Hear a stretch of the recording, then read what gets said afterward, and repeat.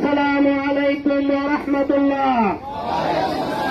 আজকের এই বিক্ষোভ মিছিলে উপস্থিত আছেন থানা আমির সহ জামাত নেতৃবৃন্দ, উপস্থিত আছেন সাংবাদিক বন্ধুগণ, মিডিয়ার কর্মী ভাইরা, প্রশাসনের ভাইরা, রানীনগরবাসী মহান রবের দরবারে শুকরিয়া জ্ঞাপন করছি। আলহামদুলিল্লাহ। বর্ষিত হোক প্রিয় রাসূল জনাবে মুহাম্মদুর রাসূলুল্লাহ সাল্লাল্লাহু আলাইহি ওয়া সাল্লাম। সম্মানিত রানীনগরবাসী।